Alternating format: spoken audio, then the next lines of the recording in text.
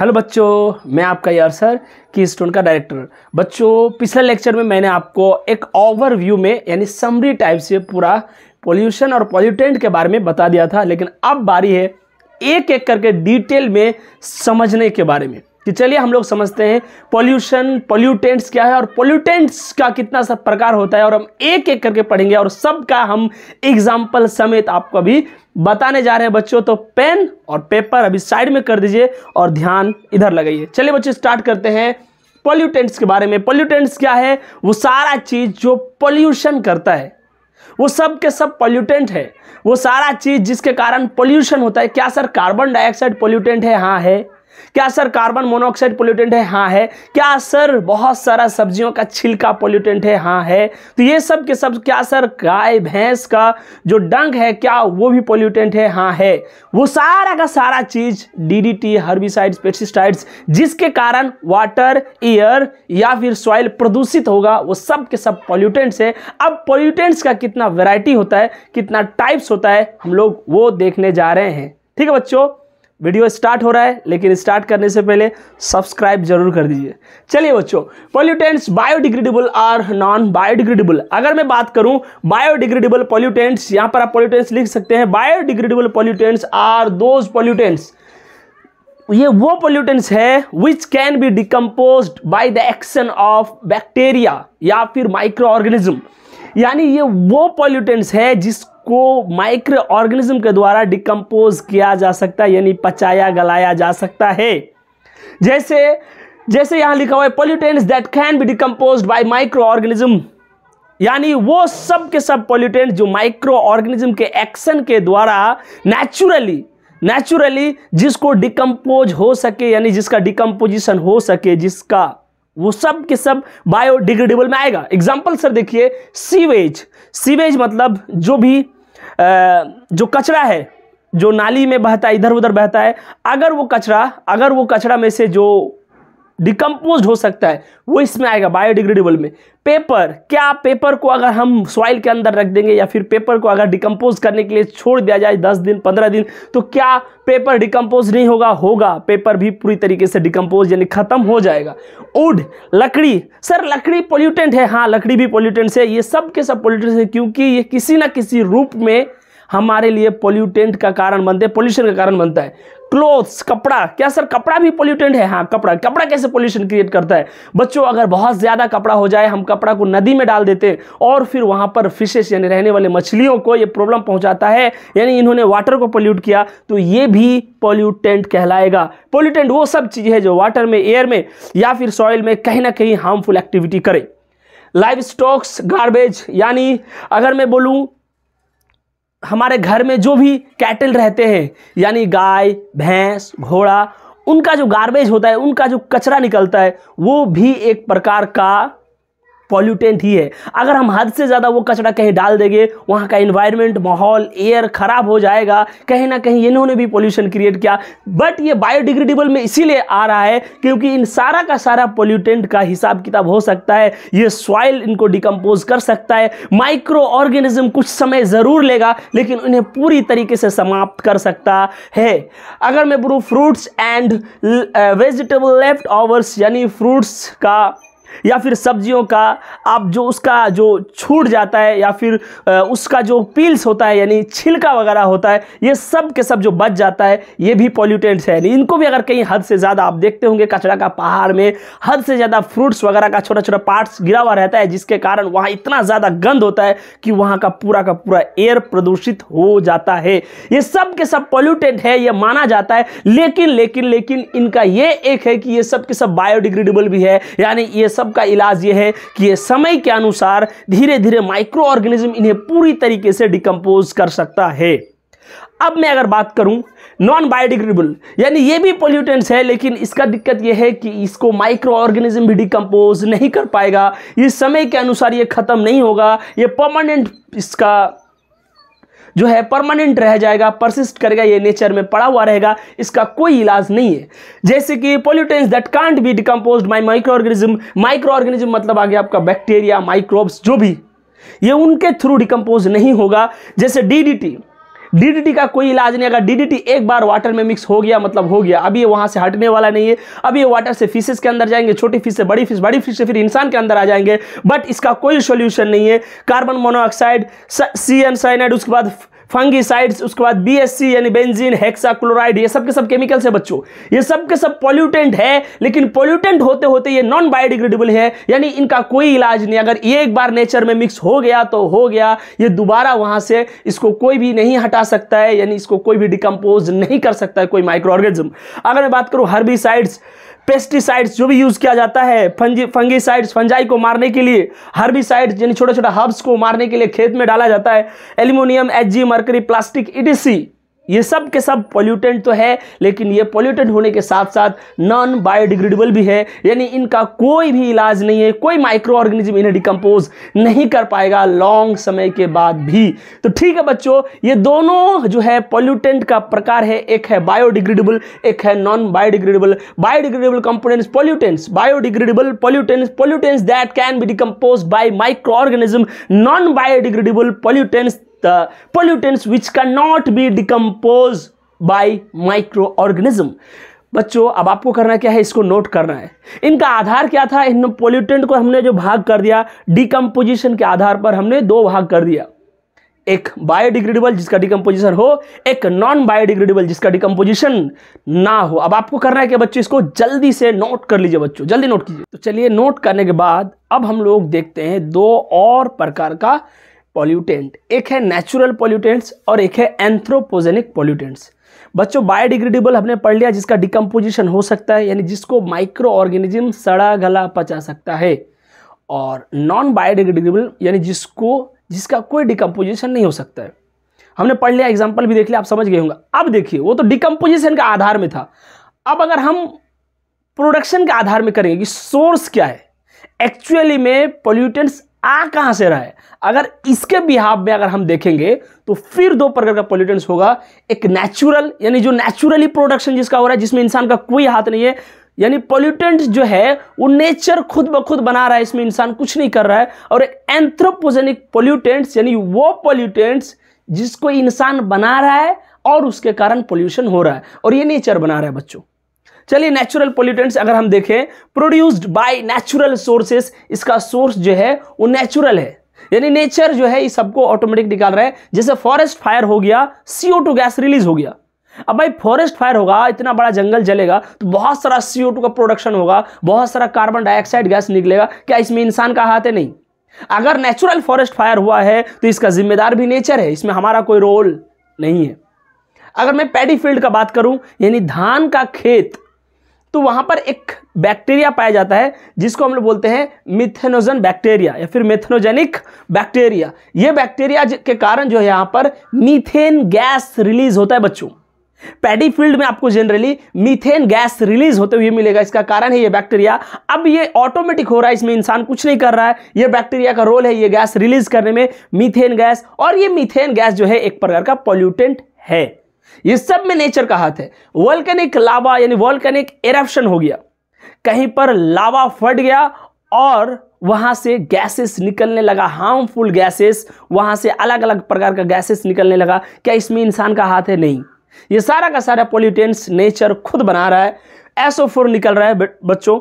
उसके बाद ripen fruits यानी जो हमारे अगल बगल जो पेड़ है उसमें जब फल पकने लगते हैं तो वहां से एक गैस रिलीज होता है जिसका नाम है इथाइलिन गैस, यानी इसी के कारण फ्रूट्स पकता है। और जब जब फ्रूट्स जहां भी पकेगा तो ये गैस रिलीज होता है। कौन सा गैस? Ethylene gas. ये सब के सब में नेचर का हाथ है, हमारा कोई हाथ नहीं है बच्चों। अब देखिए अगर मैं बात करूं anthropogenic pollutants, all anthropogenic pollutants are man made, यानी ये सब के सब पॉल्यूटेंट जो है इंसान द्वारा खुद पूरा तरीके से आर्टिफिशियली बनाया गया है।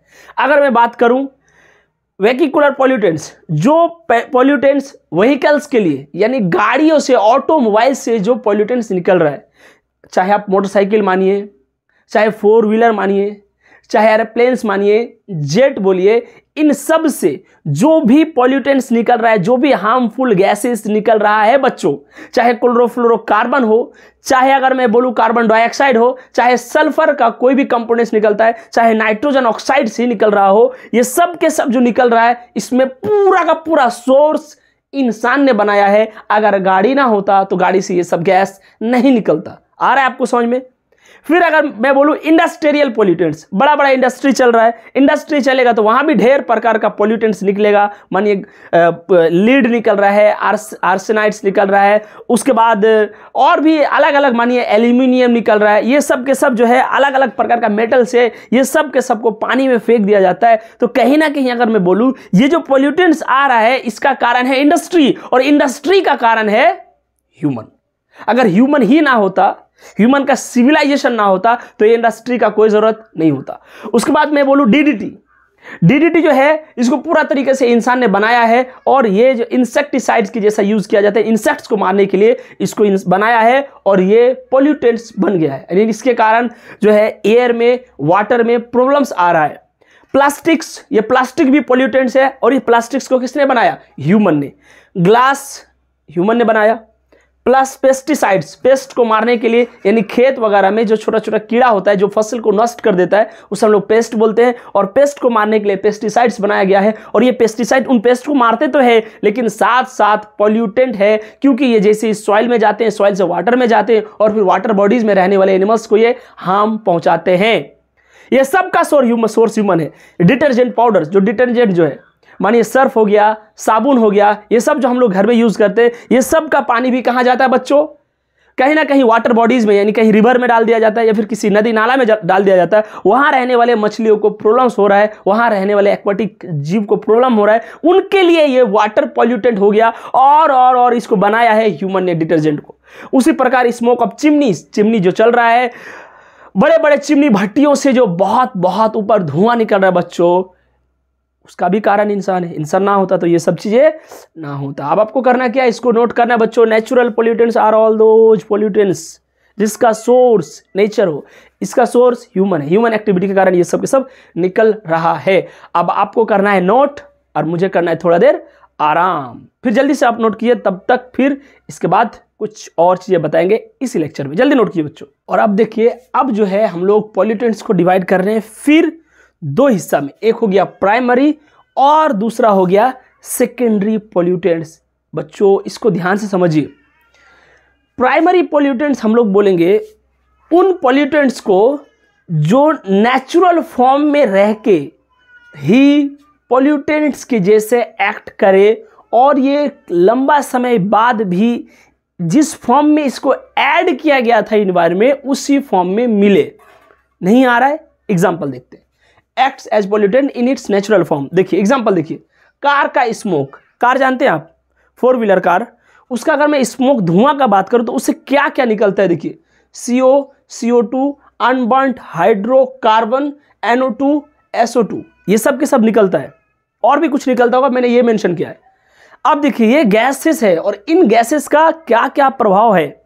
अगर मैं कार्बन मोनोऑक्साइड का बात करूं, तो ये कॉम्प्लेक्स विथ H, यानी इसी फॉर्म से निकलता है कार से, व्हीकल से, ये इसी फॉर्म में निकलता है कार्बन मोनोऑक्साइड बन के, और इसी फॉर्म में ये हमारा हीमोग्लोबिन में जाके, यानी अगर हम इन्हें इनहेल कर लें, अगर हम ब्रीदिंग के दौरान, सांस लेने के टाइम अगर हम इसको अंदर ले ले, तो ये एज इट इज जाके हमारा हीमोग्लोबिन के साथ कॉम्प्लेक्स बना लेता है, और जिससे हमें प्रॉब्लम होने लगता है। अगर हमारा हीमोग्लोबिन इसके साथ कॉम्प्लेक्स बना लेगा, तो हीमोग्लोबिन धीरे धीरे अंदर, हीमोग्लोबिन जो है इसके साथ कॉम्प्लेक्स बना लेगा, तो फिर ऑक्सीजन कौन ढोएगा? हमारे अंदर जो ऑक्सीजन को ढोता है, यहां से वहां ले जाता है, वो हीमोग्लोबिन का काम है बच्चों। तो ये उसके साथ कॉम्प्लेक्स बना लेगा, तो हमें सफोकेशन होने लगेगा, क्योंकि अच्छे से ऑक्सीजन पहुंच नहीं पाएगा। इतना ध्यान रखना है कि ये कार से इसी फॉर्म में निकला और इसी फॉर्म में जाके हमारे अंदर नुकसान पहुंचा दिया। उसी प्रकार अगर मैं बात करूं CO2, कार्बन डाइऑक्साइड, ये ग्रीन हाउस इफेक्ट करवाता है बच्चों, मैंने आपको बताया भी है। इसके कारण हमारा अर्थ का एवरेज टेम्परेचर बढ़ रहा है कार्बन डाइऑक्साइड के कारण। ये ऐसे ही निकल रहा है, ऐसे ही प्रॉब्लम क्रिएट कर रहा है। हाइड्रोकार्बन, अनबर्न्ड हाइड्रोकार्बन, यानी जो हाइड्रोकार्बन जो नहीं जल पा रहा है, थोड़ा अनबर्न रह जाता है, उसके कारण कार्सिनोजेनिक, यानी ये कार्सिनोजेनिक होता है, यानी इसके कारण कैंसर हो सकता है। NO2 रेस्पिरेटरी डिजीजेस कॉज कर सकता है, अस्थमा वगैरह। SO2 ये भी रेस्पिरेटरी डिजीज कॉज कर सकता है, अस्थमा हो गया, एम्फाइसीमा हो गया, ये सब। इसका और भी है, आई इरिटेशन कर सकते हैं, फॉलिंग ऑफ बर्ड्स, यानी जो बर्ड्स होता है, कली होता है प्लांट में, वो प्रीमैच्योर फॉलिंग करवा सकता है, ये पहले ही गिर जाएगा अगर ये ज़्यादा होगा वहाँ पर। तो मेरा कहने का मतलब ये है, प्राइमरी पोल्यूटेंट्स को आप देख रहे हैं, ये जैसे ही निकला वैसे ही हार्मफुल हो गया, वैसे ही एज इट इज अपना नेचुरल रूप में रह के ही हमें प्रॉब्लम क्रिएट करवा दिया, यानी हमें दिक्कत करने लगा ये नेचुरल फॉर्म में रह के ही। लेकिन अगर मैं बात करूंगा सेकेंडरी पोल्यूटेंट्स का, found by chemical reaction among primary pollutants, ये नेचर में ऐसे ही आया, ये था नहीं, ये रिएक्शन करने के बाद बनता है बच्चों। प्राइमरी पोल्यूटेंट्स कई बार रिएक्शन कर लेता है, उसके बाद ये बनते हैं। अगर मैं बात करूं SOx, एक्स का मतलब है 1 2 3 कुछ भी हो सकते हैं, यानी सल्फर ऑक्साइड है, ये सल्फर ट्राई मोनो जो भी है। यहां पर अगर मैं बोलूं कि सल्फर का ऑक्साइड्स जब पानी के साथ मिक्स होता है तब H2SO4 बन जाता है। क्या बन जाता है बच्चों? H2SO4। उसी प्रकार अगर मैं बोलूं नाइट्रोजन का ऑक्साइड्स जब जब पानी के साथ मिलता है नाइट्रोजन का ऑक्साइड बच्चों, तो यहां पर बन जाता है आपका HNO3। क्या बन जाता है? HNO3। ये जो है ये प्राइमरी पोल्यूटेंट है, ये भी प्राइमरी पोल्यूटेंट है, ये भी इनका रिएक्शन से बन गया ये और ये। अब देखिए, चलिए अगर मैं ये दोनों को ही कंसीडर करूं, ये दोनों प्राइमरी पोल्यूटेंट ने मिलके ये चीज बना दिया और ये चीज बना देता है एसिड रेन। क्या बना देगा बच्चों? Acid rain. अब एसिड रेन का अगर मैं बात करूं, एसिड रेन से क्या क्या प्रॉब्लम होता है बच्चों? अगर हमारा एयर में ज्यादा H2SO4 बना, ज्यादा HNO3 बना, इसके दोनों कंबाइन होने से बन गया एसिड रेन। एसिड रेन जो है इससे क्या क्या प्रॉब्लम होता है? इसके कारण मेटल्स खराब हो जाता है। एसिड रेन के कारण बड़ा बड़ा जो हिस्टोरिकल मॉन्यूमेंट्स है जैसे कि ताजमहल, उनका शाइनिंग यानी चमक खराब हो रहा है। धीरे धीरे इसके कारण वहां पर जो है पीला पड़ने लग रहा है, यानी धीरे धीरे जो है उसका चमक कम हो रहा है। और ये जो हो रहा है ये हो रहा है एसिड रेन के कारण। क्या एसिड रेन एक प्राइमरी पोल्यूटेंट है? नहीं, एसिड रेन तो एक सेकेंडरी पोल्यूटेंट है, क्योंकि प्राइमरी पोल्यूटेंट्स का रिएक्शन से एसिड रेन का फॉर्मेशन हुआ। अब देखिए, ताजमहल इफेक्टेड, ये मैंने बता दिया। उसी प्रकार HC यानी अनबर्न्ड हाइड्रोकार्बन, NO और O2, ये तीनों मिलके बन जाता है पान NO2 और O3। पान मतलब पर एसीटेट नाइट्रेट, ये जो है। अब ये मत पूछिए, अभी मैं बताऊंगा एक एक करके इसका क्या काम है। सर ये तीनों जो मिक्स होके ये जो बन गया, ये सब के सब सेकेंडरी पोल्यूटेंट कहलाएगा, क्योंकि ये प्राइमरी पोल्यूटेंट्स का रिएक्शन से बना है। और ये पोल्यूटेंट क्यों है वो अभी बताऊंगा। सर पान पोल्यूटेंट क्यों है, इसका क्या क्या प्रभाव होता है, ये क्या क्या हार्मफुल पहुंचाता है? NO2 और O3। O3 का अगर मैं बात करूं बच्चों, तो O3 जो है ये ओजोन है। आपका कंफ्यूजन ये होगा कि सर ओजोन तो हमारे लिए अच्छे हैं, हम पहले से पढ़ रहे हैं कि ओजोन लेयर हमारे लिए अच्छे हैं। बच्चों ये ओजोन जो आप सुने हैं वो है स्ट्रेटोस्फेरिक ओजोन। अगर अपर लेयर का ओजोन है, यानी अगर मैं गुड ओजोन का बात करूं तो वो जो है स्ट्रेटोस्फेयर, यानी हमारा एटमॉस्फेयर का ऊपर वाला सतह में ऊपरी लेवल का जो ओजोन है वो ठीक है। अगर ओजोन वहां पर है तो अच्छा है, लेकिन अगर ओजोन यहां हो जाए, स्ट्रेटोस्फेयर में ट्रोपोस्फेयर में अगर ओजोन का फॉर्मेशन शुरू हो जाए तो ये हमारे लिए अच्छी बात नहीं, ये हेल्थ के लिए खराब है। अब यहां पर ये जो रहा पान, इसका तो मैं फुल फॉर्म लिखा और सेकेंडरी पोल्यूटेंट, बट इसका क्या क्या नुकसान है और ये क्या क्या कॉज करता है वो सारा चीज मैं आप लोगों को बताऊंगा, जो कि इस लेक्चर में कवर वैसे भी नहीं होने वाला है बच्चों। क्यों? क्योंकि ऑलरेडी ये लेक्चर लंबा हो चुका है। तो आपको अब करना क्या है, इन सारा चीज को नोट करना है और इनका मीनिंग वगैरह अच्छे से समझना है कि प्राइमरी पोल्यूटेंट क्या है, सेकेंडरी पोल्यूटेंट्स क्या है। प्राइमरी का रिएक्शन से सेकेंडरी बनता है और सेकेंडरी पोल्यूटेंट माना जाता है ज्यादा हार्मफुल होता है as compare to primary. Primary के कंपेयर में सेकेंडरी पोल्यूटेंट ज्यादा हार्मफुल माना जाता है। अब बच्चों आपको करना क्या है, इसको नोट करना है, चैनल को सब्सक्राइब करना है, वीडियो को लाइक करना है और फिर हम लोग मिलते हैं नेक्स्ट लेक्चर में। और फिर जो जो अभी रह गया डिटेल में लेके आएंगे, इतना डिटेल में कि फिर आपको कभी भी नहीं भूलना है। ठीक है बच्चे, इसको नोट कीजिए।